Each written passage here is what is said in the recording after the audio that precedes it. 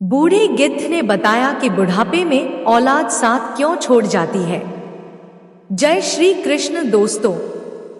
बूढ़े गिद्ध ने बताया कि बुढ़ापे में औलाद साथ क्यों छोड़ जाती है। आज का वीडियो बिना स्किप किए सभी को देखना चाहिए, क्योंकि बुढ़ापा तो एक दिन सभी पर आएगा। हरा भरा पेड़ भी बूढ़ा होकर सूख जाता है, झड़ जाता है। आज जो बालक है वह कल युवा बनेंगे, फिर जवान होंगे और अंततः बुढ़ापे को स्वीकार करना ही पड़ेगा। इसमें किसी की नहीं सुनी जाएगी, चाहे कोई कितना भी धनवान हो। रिश्वत देने से बुढ़ापा नहीं रुकेगा। चाहे कोई कितना भी बहादुर हो, लोग उससे डरते हो, फिर भी बुढ़ापा आएगा। ज्ञानी, धनी, बलशाली या गुणी सभी के हुनर व्यर्थ हो जाएंगे जब बुढ़ापा आएगा। इसीलिए यह जानकारी ध्यान से सुननी चाहिए। इस वीडियो से पता चलेगा कि औलाद बुढ़ापे में साथ क्यों छोड़ जाती है।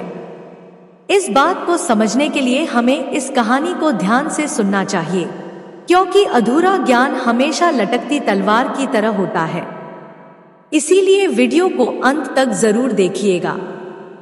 भगवान कृष्ण भी कहते हैं कि अधूरा ज्ञान मृत्यु के समान होता है। आइए जानते हैं दोस्तों। सबसे पहले तो वीडियो को लाइक कर दें, क्योंकि आप बाद में लाइक करना भूल जाते हैं। देखिए दोस्तों, लाइक करने का कोई भी चार्ज नहीं लगता, इसीलिए एक लाइक तो बनता है। जय श्री कृष्ण। किसी जंगल में एक बड़ा भारी बरगद का वृक्ष था। उस वृक्ष पर हजारों प्रकार के पक्षी दिन भर चहचहाते रहते थे। पूरे जंगल के पक्षी उस बरगद के वृक्ष पर विश्राम करने के लिए आते रहते थे। कुछ पक्षियों का तो वह वृक्ष स्थायी निवास स्थल था। उस वृक्ष पर रहकर पक्षी अपार आनंद का अनुभव करते थे। कहते हैं कि जब हम किसी स्थान पर या किसी व्यक्ति के साथ लंबे समय तक रहते हैं तो हमें उससे मोह हो जाता है। इसी तरह उस वृक्ष पर रहने वाले सभी पक्षियों को उस बरगद के वृक्ष से मोह हो गया था। एक दिन की बात है, जब जंगल में सूखा पड़ गया। कई वर्षों से पानी नहीं बरसा और जंगल के वृक्ष सूखकर मुरझाने लगे। वह बरगद का वृक्ष भी पानी न बरसने के कारण सूखने लगा। समस्त पक्षी धीरे धीरे उस वृक्ष को छोड़कर जाने लगे। जब वह वृक्ष पूरी तरह से सूख गया और उसके पत्ते और डालियां टूटकर गिरने लगी, तो उस वृक्ष पर रहने वाले सारे पक्षी उसे छोड़कर किसी अन्य स्थान पर चले गए। केवल एक बूढ़ा गिद्ध उस वृक्ष पर अकेला बैठा रह गया। उसने देखा कि सारे पक्षी एक एक करके वहां से जा चुके हैं। कुछ पक्षियों ने उस बूढ़े गिद्ध से भी चलने को कहा, परंतु गिद्ध ने जाने से मना कर दिया। बूढ़े गिद्ध ने सोचा कि मेरा जन्म इसी पेड़ पर हुआ है, यही मैं खेल कूद कर बड़ा हुआ हूं। मेरे जीवन के सारे सुख मुझे इसी बरगद के वृक्ष ने दिए हैं। आज जब इस पर विपत्ति आई है तो मैं इसे अकेला छोड़कर कैसे जा सकता हूं। इस वृक्ष ने मुझे पाल पोस कर बड़ा किया है, सुख दुख में मेरा साथ दिया है। मैं इस वृक्ष का ऋणी हूं, मरकर भी इस वृक्ष को नहीं छोड़ूंगा। वे लोग बड़े खुदगर्ज होते हैं जो अपने माता पिता को बुढ़ापे में छोड़ देते हैं या परदेश में रहकर सुखपूर्वक जीवन बिताते हैं और घर पर अपने वृद्ध जनों को भूल जाते हैं। ऐसी संतान के लिए धिक्कार है जो अपने माता पिता के बुढ़ापे का सहारा नहीं बनती। जरा सोचिए, जब आप असहाय थे तब क्या आपके माता पिता ने आपका साथ छोड़ा था? जब आप बीमार हुए थे तब क्या उन्होंने आपको अकेला छोड़ा था? जब आप किसी संकट में पड़े थे तब क्या उन्होंने आपका साथ नहीं दिया था? जब उनके मन में किसी अच्छी चीज को खाने की इच्छा उत्पन्न हुई थी तो क्या उन्होंने वो चीज कभी अकेले खाई थी? आज जब वे बूढ़े हो गए हैं तो आपको उनसे घृणा होने लगी है। उन्होंने आपके लिए इतना किया, क्या आप उनके लिए इतना भी नहीं कर सकते कि उनके बुढ़ापे की लाठी बन जाएं? दोस्तों, बूढ़े गिद्ध ने मरते दम तक उस वृक्ष का साथ न छोड़ने की कसम खाई। कुछ दिन और बीते, तो वह वृक्ष पूरी तरह से जर्जर हो गया। उसे दीमक खाने लगी, लेकिन गिद्ध फिर भी उसे छोड़कर नहीं गया। दिन में थोड़ा बहुत इधर उधर घूमकर अपना भोजन जुटा लेता था और शाम होने पर उसी सूखे वृक्ष पर आकर बैठ जाता था। इस तरह से कई रोज बीत गए। जो पक्षी उसे छोड़कर दूसरे स्थान पर चले गए थे, उन्होंने सोचा कि गिद्ध काका अभी भी उसी सूखे वृक्ष पर बैठे रहते हैं। क्यों न हम सब मिलकर उनके पास चलें और उन्हें समझाकर अपने साथ ले आएं? दोस्तों, यही सोचकर कुछ पक्षी बूढ़े गिद्ध के पास गए और उसे अपने साथ चलने का आग्रह किया। कहने लगे, गिद्ध काका, आप इस सूखे वृक्ष पर क्यों बैठे रहते हो? इस वृक्ष का जीवन समाप्त हो चुका है। मृत के साथ मरना कहाँ की समझदारी है। कहते हैं, वही जीविका श्रेष्ठ है जिसमें धर्म की हानि न हो। वही देश श्रेष्ठ है जहां कुटुंब का पालन हो सके। यह वृक्ष बिल्कुल जर्जर हो गया है। दीमक इसे रात दिन खा रही है। किसी दिन तेज हवा के झोंके के साथ यह गिर जाएगा। फिर आप कहां जाएंगे? विद्वान लोग कहते हैं कि शत्रु, कर्ज, अग्नि और बीमारी को समय रहते दबा देना चाहिए। जो इनसे समाधान नहीं करता, वह बेमौत मारा जाता है। ठीक इसी प्रकार आपको भी इस वृक्ष को छोड़कर किसी सुखद स्थान पर निवास बना लेना चाहिए। दोस्तों, समस्त पक्षियों के समझाने पर भी बूढ़ा गिद्ध उस वृक्ष को छोड़ने के लिए तैयार नहीं हुआ। कहने लगा, भाइयों, यह वृक्ष मेरे माता पिता के समान है। मेरे माता पिता मुझे जन्म देकर इसी वृक्ष पर छोड़कर चले गए थे। उनके जाने के बाद मैंने इसी वृक्ष पर खेलकर बड़ा हुआ हूं। जीवन के सारे सुख मैंने इसी वृक्ष पर पाए हैं। बचपन से लेकर बुढ़ापे तक का सफर मैंने इसी वृक्ष पर तय किया है। अब इस मुश्किल घड़ी में मैं इसे छोड़कर कैसे चला जाऊं? यह मेरी सबसे बड़ी खुदगर्जी होगी। कहते हैं, भक्त, सेवक और शरणागत जो यह कहता हो कि मैं आपका ही हूं, उसे संकट में भी नहीं छोड़ना चाहिए। जो इन्हें संकट में छोड़ता है, वह बहुत बड़ा पापी होता है। जिसने आपका पालन पोषण किया हो, सुख दुख में साथ न छोड़ा हो, ऐसे माता पिता को छोड़ने वाला जघन्य अपराध का भागी होता है।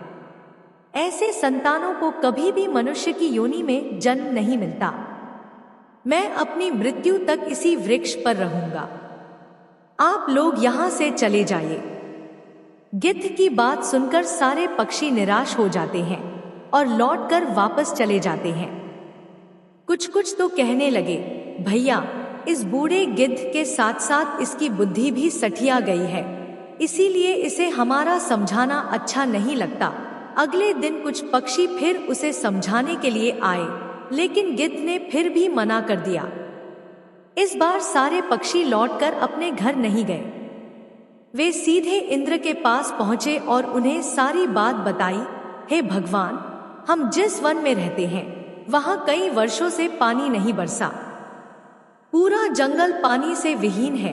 पेड़ पौधे सब सूख चुके हैं। जंगल के सभी जीव जंतु जंगल छोड़कर दूसरे स्थान पर चले गए हैं। परंतु दुख की बात यह है कि जिस बरगद पर हम लोग रहते थे, उसी बरगद पर एक बूढ़ा गिद्ध भी रहता था। हम लोग तो चले आए, पर वह गिद्ध उस बरगद को छोड़कर कहीं नहीं जाना चाहता। वृक्ष सूखकर जर्जर हो चुका है, वह कभी भी गिर सकता है। हम लोग उसे समझाने गए थे, पर वह फिर भी उस वृक्ष को छोड़ने के लिए तैयार नहीं हुआ। वह कह रहा था कि मरते दम तक मैं इस वृक्ष का साथ नहीं छोड़ूंगा।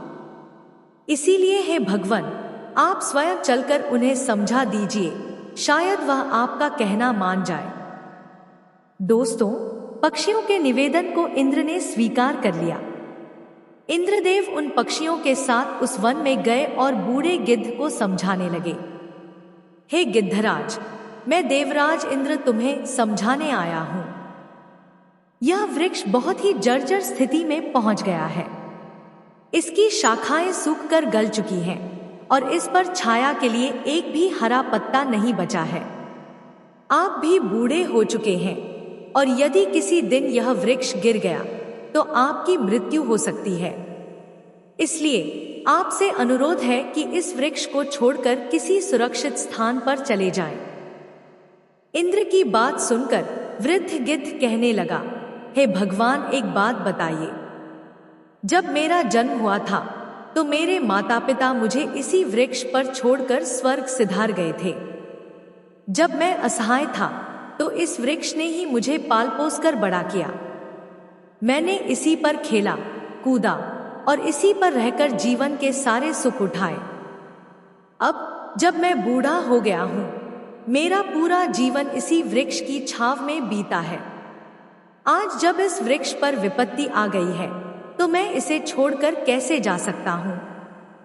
अक्सर लोग विपत्ति आने पर गरीबी में अपने हितैषियों और संबंधियों का साथ छोड़ देते हैं, लेकिन मैं उन मतलबी लोगों की तरह नहीं हूं।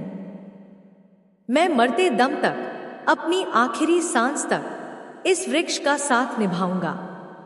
गिद्ध का ऐसा अद्भुत प्रेम देखकर इंद्र बहुत प्रसन्न हुए और बोले, गिद्ध, मैं तुम्हें वरदान देना चाहता हूं।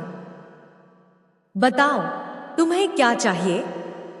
तब गिद्ध ने कहा, हे भगवान, यदि आप देना चाहते हैं तो मुझे वरदान की आवश्यकता नहीं है। इस बरगद को वरदान दीजिए ताकि यह हरा भरा हो जाए और इसकी आयु बढ़ जाए। मैं तो वैसे भी बूढ़ा हो चुका हूं और मेरे जीवन के कुछ ही दिन शेष बचे हैं। मेरे बाद इस वृक्ष की छाया में हजारों पक्षी सुखी रहेंगे और सबका भला होगा। इससे मुझे भी खुशी मिलेगी।